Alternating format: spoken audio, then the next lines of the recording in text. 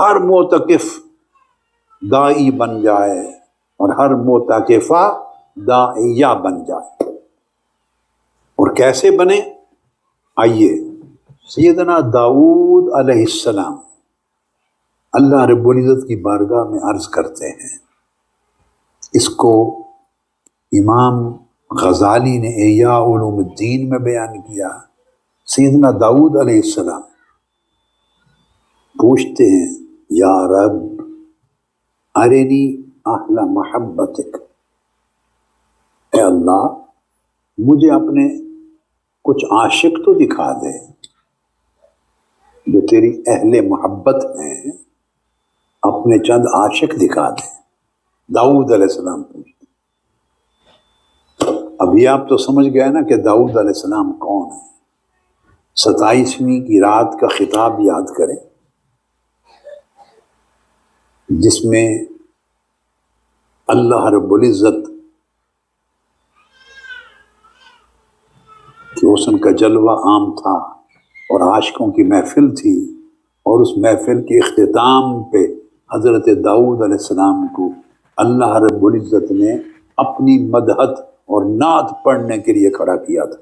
وہ اس اللہ کی مجلس کے نعت خان، مدح خان، ثنا خان حضرت داؤد علیہ السلام تھے۔ پھر میں نے اس کو بخاری، مسلم اور مسند احمد بن حنبل سے تائید کی تھی کہ آقا علیہ السلام فرماتے تھے کہ حضرت داؤد کی آواز ایسی ہی تھی۔ وہ کیا آواز تھی کہ جنت میں اللہ سنے گا ان سے کلام۔ اور چونکہ اس حدیث پاک میں آیا ہے جو اس میں نے تذکرہ کیا کہ اللہ پاک فرمائیں گے اس طرح میری ثنا کر اور میری تمجید کر جو نغمے میری محبت کے اور میری عظمت کے، تقدیس کے تو دنیا میں الاپتا تھا، وہ نغمات وہ یہاں بھی الاپ سنا۔ تو یہ ایک تعلق تھا حضرت داؤد علیہ السلام کا، ہر پیغمبر کا ایک جدا گانا تعلق تھا، ایک سے ایک بڑھ کر ہر ایک کے تعلق کا ایک نیا رنگ تھا، الگ رنگ تھا۔ تو داؤد علیہ السلام نے عرض کیا، باری تعالیٰ مجھے اپنے کچھ عاشق دکھا، اپنے اہل محبت۔ اللہ رب العزت نے فرمایا، داؤد لبنان کے فلاں پہاڑ پہ چلا جا، جبل لبنان پر، وَإِنَّ فِيهَا 14 رَجُلًا، وہاں 14 عاشق ملیں گے تمہیں لبنان کے پہاڑوں پر، 14 عاشق ملیں گے۔ سبحان اللہ۔ ویسے ہی آپ کی ذوق طبع کے لیے بتا رہا ہوں، ان لبنان کے پہاڑوں پر میں بھی گیا ہوں۔ سبحان اللہ۔ حسن بھائی بھی میرے ساتھ تھے، حماد بھائی بھی میرے ساتھ تھے۔ خیر، فرمایا 14 عاشق ملیں گے، ان میں جوان بھی ہوں گے اور پختہ عمر بھی ہوں گے اور ضعیف العمر بھی ہوں گے۔ اللہ رب العزت نے فرمایا، فَإِذَا أَتَيْتَهُمْ فَأَقْرِئْهُمْ مِنِّي السَّلَامَ، تو سب سے پہلے انہیں جا کے میرا سلام کہنا اور بتانا فَقُلْ لَهُمْ إِنَّ رَبَّكُمْ يُقْرِئُكُمُ السَّلَامَ، تمہارا رب اس نے تم پہ سلام بھیجا۔ اور پھر انہیں کہنا کہ تمہارا رب کہتا ہے، الا تسألونی حاجہ۔ اب داؤد علیہ السلام کو اللہ پاک اپنے عاشق دکھا بھی رہا ہے اور عاشقوں کے حالات بھی ان کو بتا رہا ہے کہ جا کے آنکھوں سے دیکھے عاشق ہوتے کیسے، اور جا کے پوچھنا کہ تم مجھ سے کوئی سوال کیوں نہیں کرتے۔ فَإِنَّكُمْ أَحْبَابُهُ وَأَصْفِيَاؤُهُ وَأَوْلِيَاؤُهُ، تم اللہ کے محب ہو، محبین اور محبوب بھی ہو، اللہ کے چنیدہ برگزیدہ لوگ ہو، اللہ کے دوست ہو، اس سے سوال کیوں نہیں کرتے۔ داؤد علیہ السلام پہنچے ایک چشمے کے ارد گرد، ان کو اللہ کی عبادت میں، تعظیم میں، ذکر میں، یاد میں، اس کے عشق میں مست پایا۔ جو ہی انہوں نے دیکھا داؤد علیہ السلام کو آئے تو اکٹھے بیٹھے تھے۔ ہائے ہائے، عاشقوں کا ایک بڑا عجب منظر ہوتا ہے، اکٹھے بیٹھ کے یار کی باتیں کرتے ہیں۔ ایک دوسرے سے کہتے ہیں کوئی تو دس یار دی گل، کوئی تو کچھ تو سنا، پھر وہ اپنا حال بتاتا ہے، میرے ساتھ میرے محبوب نے رات اس طرح کی بات کی۔ دوسرے سے پوچھتے ہیں کوئی تم ہی گل دس، میں اس طرح مناجات کی تھی، اللہ سے میرے دل نے اس طرح ملاقات کی، اللہ نے مجھے مناجات میں یہ فرمایا، اپنے حال احوال لیتے ہیں۔ اسی طرح ساری بات داؤد علیہ السلام نے کر دی۔ داؤد علیہ السلام فرماتے ہیں کہ ان کی آنکھیں آنسوؤں سے بھر گئیں اور آنسو ٹپکنے لگے ان کی گالوں سے۔ تو پھر پوچھا میں نے ایک ایک سے، سب سے پہلے جو بزرگ تھے عمر رسیدہ، ان سے پوچھا۔ اللہ پاک فرماتے ہیں کچھ مانگیں، اللہ نے مجھے بھیجا ہے حکم دے کر کہ کچھ اللہ سے مانگو، کیا مانگتے ہو؟ اب آپ کو بتانا چاہتا ہوں کہ عاشق کیا کیا مانگتے ہیں۔ ایک نے کہا سبحانک، پاک ہے تیری ذات، باری تعالی تو پاک ہے، نحن عبیدک و بنو عبیدک، ہم تیرے غلام، ہمارے ماں باپ بھی تیرے غلام،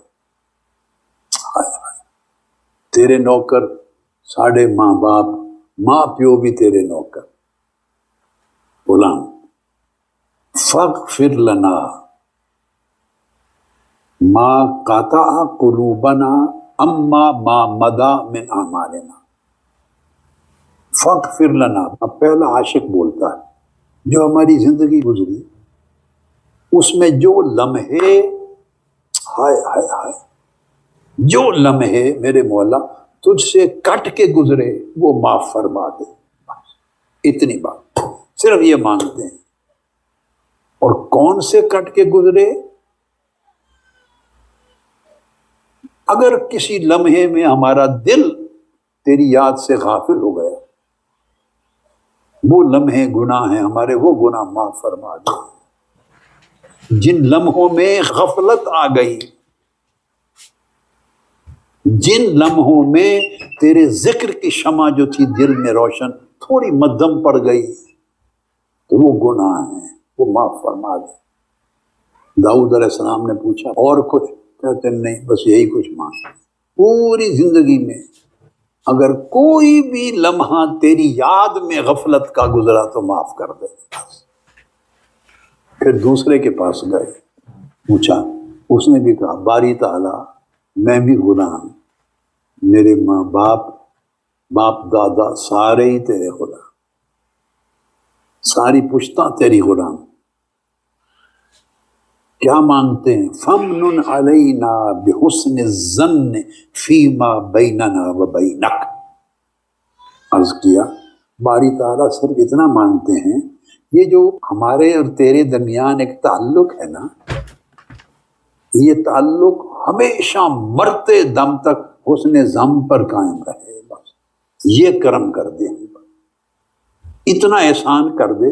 جیسے حالات ہوں، انسان کبھی بیمار ہوتا ہے، کبھی اولاد چلی جاتی ہے، کبھی پریشان ہوتا ہے، کبھی کاروبار میں نقصان ہوتا ہے، کبھی تجارت اور دھندا مندہ پڑ جاتا ہے، کبھی عزت و شہرت کو دھچکا لگ جاتا ہے، کبھی گھر بار میں مشکلات آ جاتی ہیں،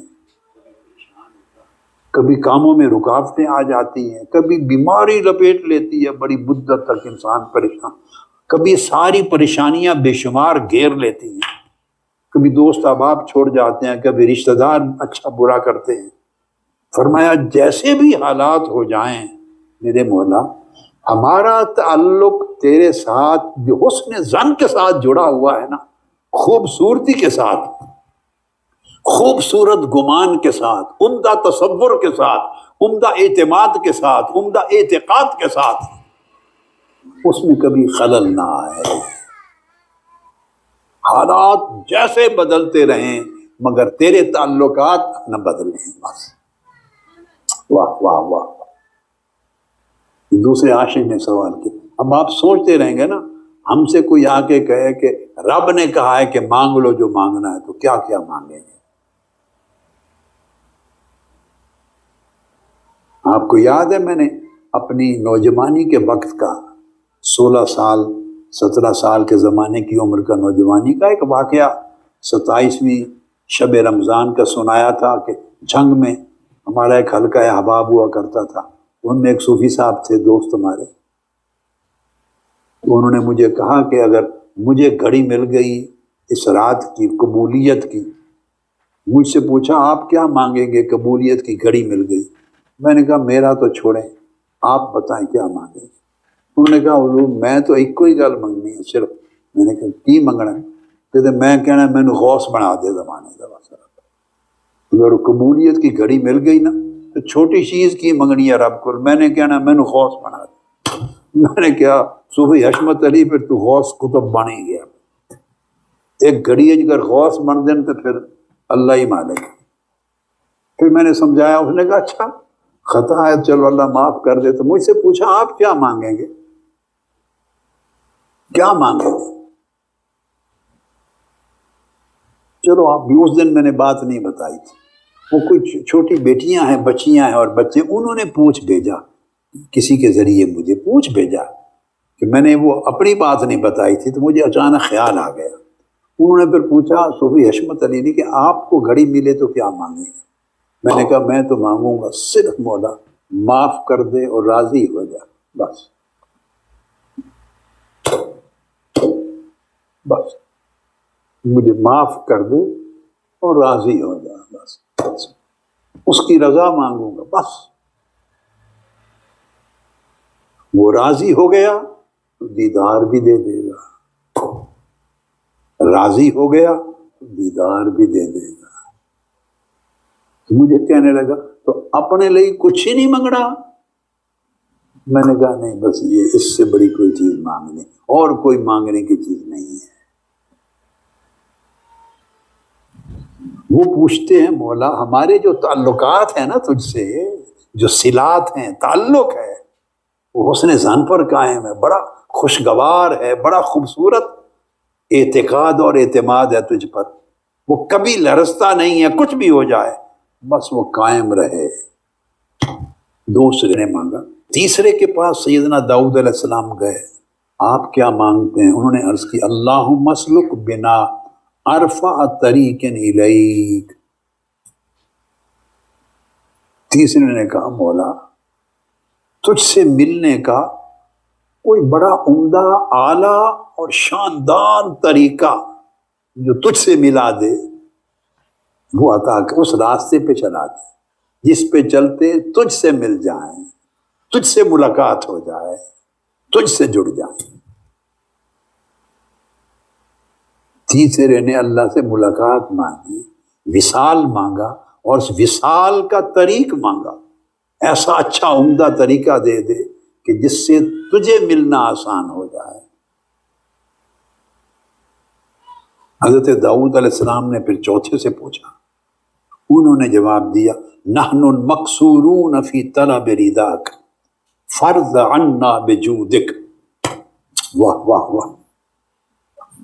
چوتھے نے کہا باری تعالیٰ ہم اس قابل ہی نہیں ہیں کہ تیری رضا طلب کر سکیں، واہ، ہمارے اعمال و احوال اس قابل نہیں، زندگیاں پہاڑوں میں گزار کے، عبادتیں کر کے، سجدہ ریزیاں کر کے، شب بیداریاں کر کے، گریہ وزاریاں کر کے،